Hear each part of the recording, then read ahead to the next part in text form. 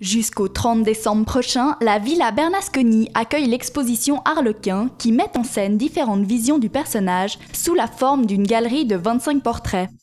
Nous nous sommes rendus au vernissage de l'exposition qui a eu lieu en présence des illustrateurs et des éditeurs ayant participé au projet. L'exposition a pour titre Arlequin, Arlequin au pluriel, parce qu'elle réunit des portraits d'Arlequin par 33 artistes différents, des illustrateurs de publications jeunesse qui viennent de Belgique, de Suisse, de France. La proposition est venue de Jean-Marie Antenen, qui est un éditeur bien connu à Genève, les éditions Quicanquois, et il s'est associé avec 4 autres éditeurs de Suisse, de France et de Belgique pour réaliser un coffret sous le titre d'Arlequin. Le coffret Arlequin, publié en 2009, contient 6 livres qui racontent chacun une histoire du personnage. Le premier est collectif. Il comprend un texte historique et 25 portraits d'Arlequin. Les 5 autres albums ont été réalisés séparément par chacun des 5 éditeurs. Ce sont donc ces différentes visions du personnage d'Arlequin qui sont actuellement à l'honneur à la Villa. Je fais partie en tant qu'éditeur d'une association de petits éditeurs qui s'appelle les éditeurs associés.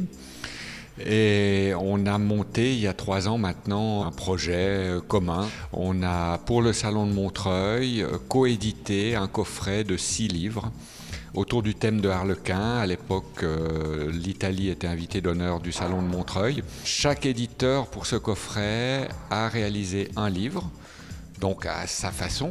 Donc ça donne 5 petits livres et un 6e livre dans lequel on a demandé à Mathieu Menghini de faire un texte historique sur Arlequin.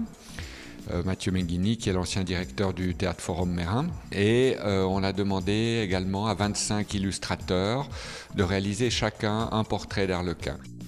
Bien que destinée à un large public, l'exposition Arlequin, de par son thème et sa forme, vise principalement les familles.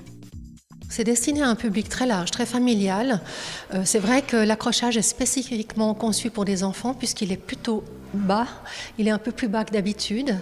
Donc on va accueillir certainement beaucoup d'enfants. Il y a beaucoup de publications qui sont aussi présentées ici et qui sont en vente aussi à la Villa Bernasconi. Donc les publications elles-mêmes de ce coffret, évidemment, ces 5 ouvrages. Et en plus, il y a beaucoup d'ouvrages des mêmes artistes, du même duo d'artistes, parce que souvent, ce sont des duos écrivains et illustrateurs qui composent les livres. Et chacun a des livres publiés ailleurs. Donc on a un choix énorme de livres à disposition. Au total, 30 illustrateurs, dont 7 Suisses, ont participé à l'élaboration des portraits. L'exposition Arlequin est l'occasion de découvrir leur travail. Ces illustrateurs, ça va de quelques jeunes pas très connus qu'on aimait bien et qu'on avait envie d'intégrer au projet, à des noms beaucoup plus connus comme Étienne Delessert, comme Stéphane Blanquet.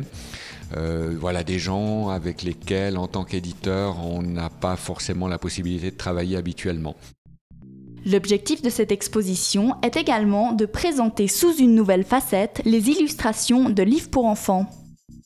Une autre chose qui m'intéresse beaucoup, c'est de voir les livres sous une autre forme que les illustrations plus exactement, sous une autre forme que la forme livresque. C'est-à-dire qu'elles prennent une autre dimension une fois posées au mur.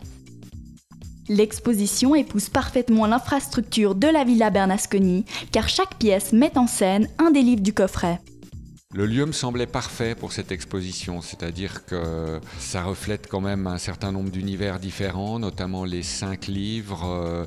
La structure architecturale du bâtiment permettait d'isoler, de traiter chaque pièce comme s'il s'agissait d'un livre, pour ensuite au deuxième se déployer sur tout l'étage pour la galerie de portraits.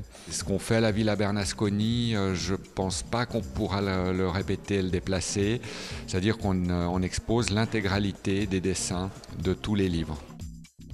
Ne manquez pas les nombreuses animations en novembre et en décembre qui sont prévues dans le cadre de l'exposition Arlequin à la Villa Bernasconi.